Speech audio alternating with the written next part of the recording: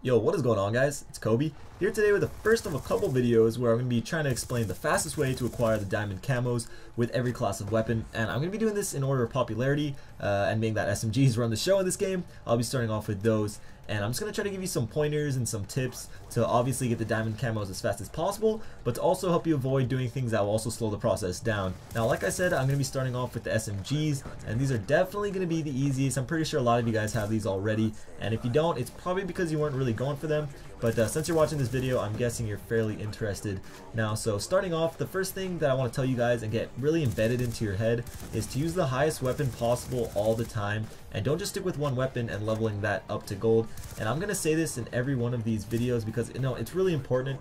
Now, you guys may be wondering, why not just finish one gun and then move on to the next? And the reason for it is because you have to remember that you unlock guns at different levels. So, if you're going for all the diamond camos as fast as possible, you never really want to have no weapons to work on.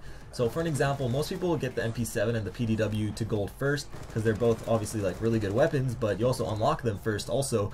However, once you prestige, you're left with no weapons to work on and will be forced to use a permanent unlock, which is fine, but if you're just constantly working on the highest leveled weapons you have, you'll never have to worry about that. The second tip that I have for you is for the people that actually level up and prestige their weapons. I know a lot of people really don't care about it. You do get more XP for doing the challenges again, as well as like the ability to add your clan tag and the emblem onto your weapon. But still, I totally understand, the guys that see it as a waste of time.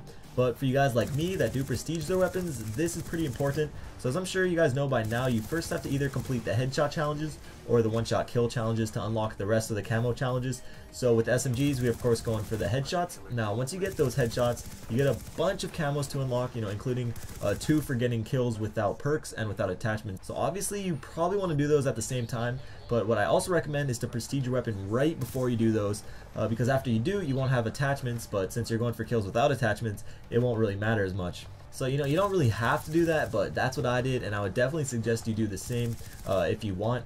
Now lastly, with pretty much all the SMGs, you'll get through all the camo challenges fairly easy, and all the SMGs are really good, but the one that I see the most people having problems with is getting headshots with the Chicom or the Chicom, whatever you guys want to call it, which is the burst fire SMG.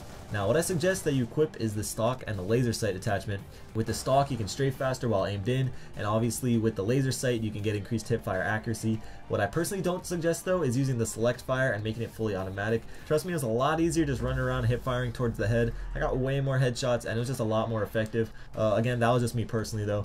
But like I said, the SMGs are pretty damn easy to get diamond on, so if any of you guys don't have it and decide to go for them, I'm fully confident that you won't have any really problems with it. One last thing though I want to add, just in case you guys aren't aware, the Peacekeeper is separate, so you don't have to get that in gold to get the standard weapons in diamond. So that's the end of the video. If you could leave a rating, that would be really awesome and much appreciated. And if you got any of these tips, or maybe you have some tips of your own, feel free to share those in the comments. I'm pretty sure somebody could use the extra information, and I just personally like to see what you guys can come up with. Also, how many of you guys actually have the diamonds SMGs already? I got them really early into the game, but I actually went for them, so it wasn't all that hard. But anyways, guys, check out either of the videos on screen if you missed them. I got a ton of videos coming soon. It's ridiculous. My list is full, and just have a great day. Peace.